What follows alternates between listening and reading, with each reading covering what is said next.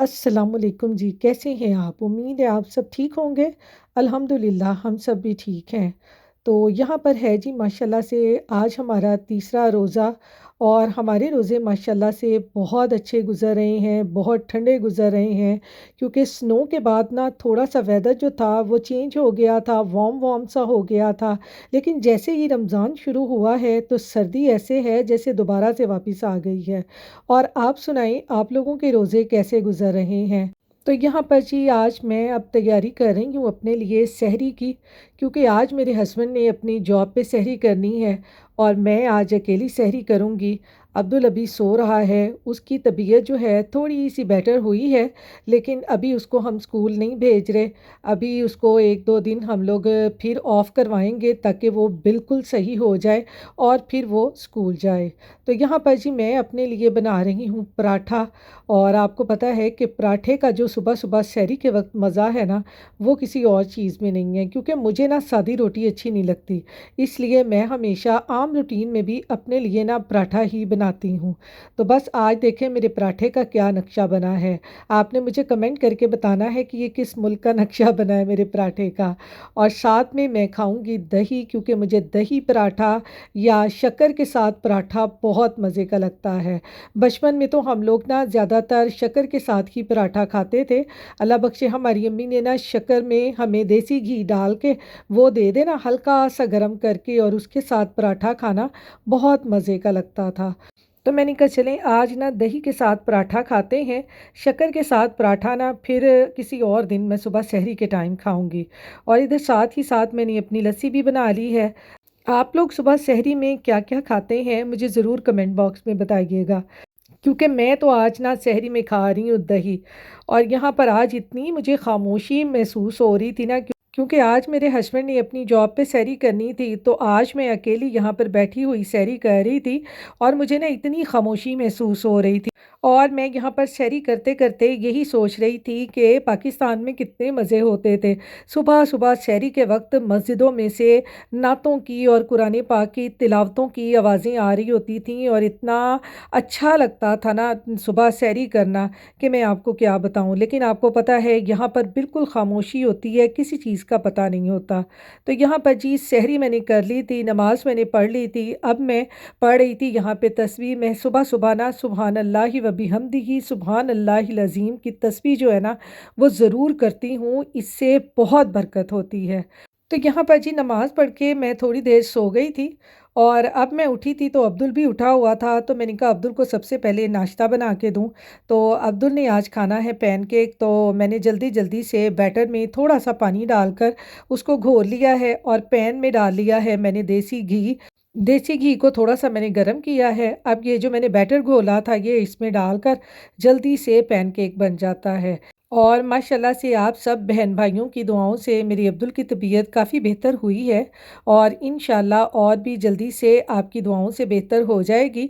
तो यहाँ पर जी अब्दुल का पैनकेक जो है वो बन गया है, क्योंकि आपको पता है बच्चे जब इस तरह से बीमार हो जाते हैं ना तो खाना-पीना बिल्कुल बंद कर देते हैं और माएँ बहुत ज़्यादा परेशान हो जाती हैं। और आजकल यहाँ पर ये जो स्टमक वायरस चला हुआ है, इससे अपने बच्चों को ज़्यादा से ज़्यादा बचाएँ। बच्चों के लाज़मी बार-बार हैंड वॉश करवाएँ, क्योंकि ये जो स्टमक वायरस है ये बहुत बुरा है, बच्चों को बिल्कुल निढाल कर देता है और बच्चे जो है ना वो बिल्कुल खाना-पीना छोड़ देते हैं। ज़्यादा से ज़्यादा अपने बच्चों को लिक्विड दें, क्योंकि इस वायरस में बच्चों के लिए लिक्विड जो है वो बहुत ज़रूरी है।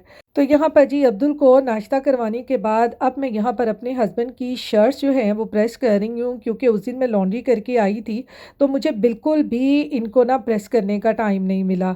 तो अब अब्दुल माशाल्लाह से थोड़ा-सा बेहतर हुआ है, तो ये काम मेरे पेंडिंग पड़े हुए हैं, वो मैं साथ-साथ करती जा रही हूँ, ताकि ये काम भी मेरे हो जाएँ। तो ये शर्ट्स वग़ैरह मेरी सारी प्रेस करने वाली थी, हैंग करने वाली थी, क्योंकि हस्बैंड मेरे ने जॉब पे जाना होता है, तो इस तरह से मैं हैंग कर देती होती हूँ प्रेस करके, तो फिर वो उनका जो दिल करे ना, वो डाल के चले जाते हैं, फिर मुझे भी मुश्किल नहीं होती। आपको पता है रमज़ान में इन छोटे-छोटे कामों के लिए ना टाइम निकालना बहुत मुश्किल हो जाता है।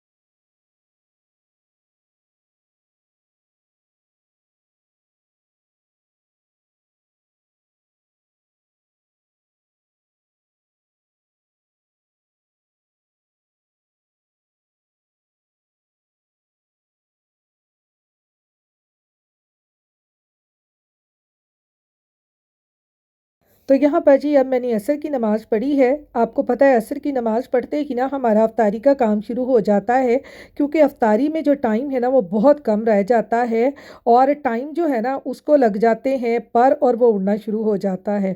तो यहाँ पर मैंने ये बूंदी भिगो के रख दी है। तो मैंने कहा इसके ना आज मैं दही बूंदी बनाऊंगी। थोड़ा सा गर्म पानी डालकर मैंने उसको भिगो के रख दिया है और इधर मैंने ये प्याज चॉप करने शुरू कर दिए हैं, क्योंकि प्याज आलू इसमें बहुत मज़े के लगते हैं।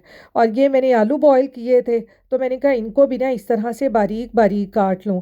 तो मेरे हस्बैंड को ये बहुत पसंद है और रमज़ान में आपको पता है ऐसी चटपटी चीज़ें जो है ना वो खाने को बहुत दिल करता है। क्योंकि आपको पता है बाकी दिनों में हम जितना मर्ज़ी परहेज़ कर लें कि ये नहीं खाना वो नहीं खाना, लेकिन रमज़ान में ख़ुद ब खुद ही ना ऐसी चीज़ों को खाने को दिल करता है। और फिर हम भी कहते हैं कि चलो खैर है रमज़ान है, थोड़ी सी बदपरहेज़ी कर लेते हैं, फिर देखा जाएगा बाद में थोड़ी सी डाइट कर लेंगे। तो यहाँ पर मैंने बूंदी का पानी निकाल कर उसको बाउल में डाल दिया है, उसके ऊपर प्याज और आलू डाल दिए हैं। थोड़े से जो प्याज बचे थे वो मैंने बाउल में डाल लिए और साथ ही मैंने एक और प्याज काट के इसमें डाल दिया, क्योंकि मैं यहाँ पर दही बूंदी बनाने लगी तो साथ ही मेरे हस्बैंड ने फरमाइश कर दी कि आज तो ना घर में पकौड़े बनने चाहिए।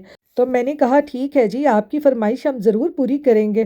तो यहाँ पर मैंने थोड़े से प्याज काट लिए और आलू इस तरह से लंबे लंबे काट लिए हैं पकौड़े बनाने के लिए, और साथ ही इसमें सब्ज़ मिर्ची और धनिया डाल दिया। और मैं पकौड़ों में ना पालक भी डालती हूँ, क्योंकि पालक से पकौड़ों का जो फ्लेवर है ना वो बहुत ही मज़े का हो जाता है और बहुत ज़बरदस्त लगते हैं।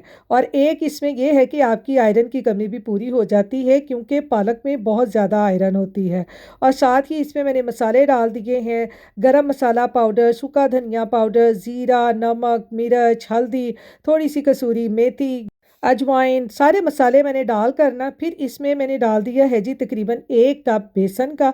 क्योंकि आपको पता है हम पकोड़े जितने भी कम बनाना चाहें ना माशाल्लाह से वो उतने ही ज़्यादा बन जाते हैं। तो सारी चीज़ें इस तरह से ना मैं आलूओं के साथ मिक्स करके रख देती होती हूँ थोड़ी देर के लिए। फिर इसमें मैं पानी डालती हूँ, फ़ौरन से ही मैं पानी नहीं डाल देती ना। अब यहाँ पर मैंने ली हैं स्प्रिंग रोल की पट्टियाँ, क्योंकि अब्दुल ने कहा था कि आज उसने ना वो थ्रेड चिकन पकौड़ा खाना है। तो मैंने इनको पट्टियों को लिया इस तरह से और इनको मैंने अलहदा-अलहदा किया। यहाँ पर ना मैं क्या लो जी आज तो मैं बन गई जे दर्जी।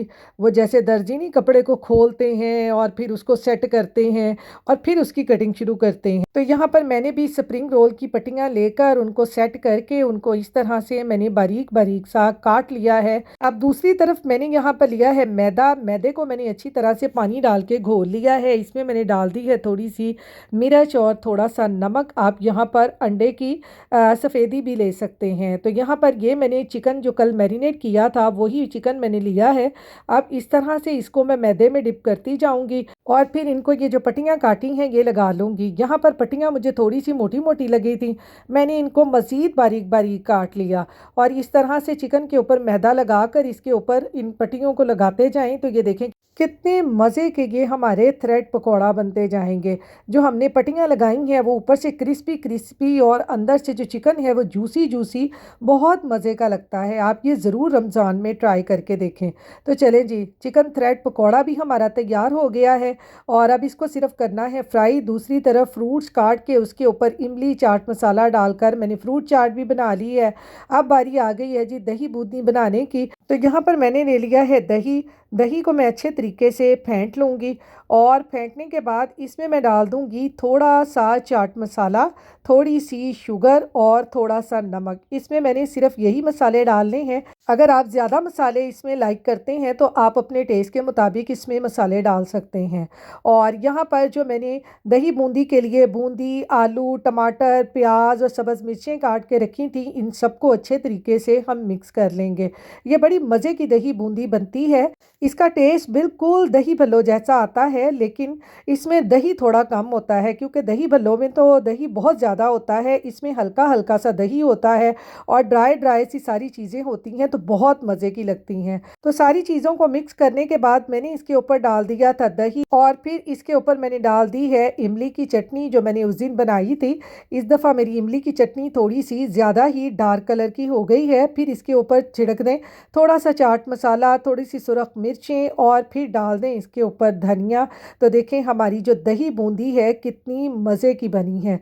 तो चलें, जो जो सामान हमारा तैयार होता जा रहा है, मैं साथ साथ ऐसे ही ना इसको टेबल पे सेट करती जाती होती हूँ, क्योंकि आपको पता है अफ्तारी का जो टाइम होता है ना वो हमारे पास बहुत शॉर्ट होता है और हमने बहुत काम करने होते हैं। साथ ही मैंने दही की चटनी रख दी, इमली की चटनी रख दी, रूह अफ़ज़ा बना के रख दिया। तो यहाँ पर जी अब मैं दोबारा से किचन में आ गई हूँ। अब बारी आ गई है पकौड़ों की। जो पकौड़ों का बैटर मैंने मिक्स करके रखा था बेसन के साथ, इसमें अब हल्का हल्का सा मैं पानी डालूंगी, क्योंकि आपको पता है जब हम इसमें नमक डालते हैं ना तो सारी चीज़ें पानी छोड़ती हैं, इसलिए मैं पहले से ही पानी नहीं डाल देती। थोड़ी देर रख के इसको फिर इसमें पानी डाल के मिक्स करती हूँ, और फिर इसको दोबारा से 5 मिनट के लिए मैं रख देती हूँ। तो पकौड़े बड़े ही मज़े के बनते हैं।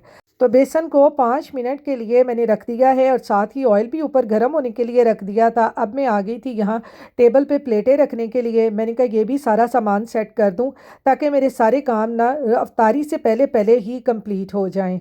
तो यहाँ पर जी ऑयल हमारा उतनी देर में गर्म हो चुका है। अब इसमें मैं जल्दी जल्दी से पकौड़े डाल रही हूँ, क्योंकि अफ्तारी में थोड़ा ही टाइम रह गया है। तो मैंने कहा जल्दी जल्दी से इसको फ्राई कर लूँ, क्योंकि अभी मैंने जो है अब्दुल के लिए वो थ्रेड पकौड़ा जो बना के रखा है वो भी फ्राई करना है। तो ये देखें यहाँ पर पकौड़े हमारे फ्राई हो गए हैं। अब हम इसमें फ्राई कर लेते हैं अपने थ्रेड पकौड़ा को। मैं कहती हूँ कि माशाल्लाह से रमज़ान की इतनी रौनक होती है ना कि टाइम का हमें बिल्कुल भी पता नहीं चलता, कि बस हम टाइम देखते जाते हैं आखिरी मिनटों पे और हमारी दौड़ लगती जाती है। और फिर इस मौके पर ना अल्लाह ताला भी हमें हिम्मत देते हैं और हम जल्दी जल्दी से सारे काम कर लेते हैं। तो यहाँ पर देखें माशाल्लाह से अफ्तारी से पहले सारा काम जो है वो मेरा कंप्लीट हो गया है, क्योंकि मेरी कोशिश होती है कि अफ्तारी से 5-10 मिनट पहले जो है ना काम सारे हो जाएं और हम सुकून आराम से बैठ के ना दुआ मांगें, क्योंकि इस टाइम जो भी हम दुआ मांगते हैं ना अल्लाह मियाँ वो दुआ पूरी करते हैं। तो मेरी सब बहन भाइयों के लिए दुआ है कि अल्लाह मियाँ सबको अपने हिफ्ज़ व ईमान में रखे। जो बे औलाद हैं अल्लाह मियाँ उनको औलाद दे, जो अपने रिज़्क की वजह से परेशान हैं अल्लाह मियाँ उनके रिज़्क में बरकत दे। मेरी दिल से दुआ है सबके लिए कि अल्लाह मियाँ सबकी जो जो भी जायज़ ख्वाहिशात हैं वो पूरी करे। आमीन सुम्मा आमीन। तो यहाँ पर जी अब्दुल भी हमारे साथ ही रोज़ा खोल रहा है। माशाल्लाह से थोड़ी सी इसकी तबीयत बेहतर हुई है, तो अल्लाह खैर करे, थोड़ी सी तबीयत इसकी और बेहतर होगी ना तो माशाल्लाह से इसको भी हम रोज़ा रखवाएंगे। पिछले साल भी माशाल्लाह इसने 5-6 रोज़े रखे थे, तो इस दफ़ा भी इंशाल्लाह जैसे ही इसकी तबीयत बेहतर होगी ये फिर दोबारा से रोज़े रखेगा। तो बस आपने भी अपनी दुआओं में मुझे और मेरी फैमिली को याद रखना है, और हमारे लिए ढेर सारी दुआएं करनी है कि अल्लाह मियाँ सबको अपनी हिफ्ज़ ईमान में रखें। तो चलें जी अब हम खोलते हैं रोज़ा। इसके साथ ही मैं अपने व्लॉग का भी एंड करती हूँ। फिर इंशाल्लाह नेक्स्ट व्लॉग में मिलेंगे। तो इसके साथ ही अपनी दुआओं में याद रखिएगा, अपना ख्याल रखिएगा। अल्लाह हाफिज़।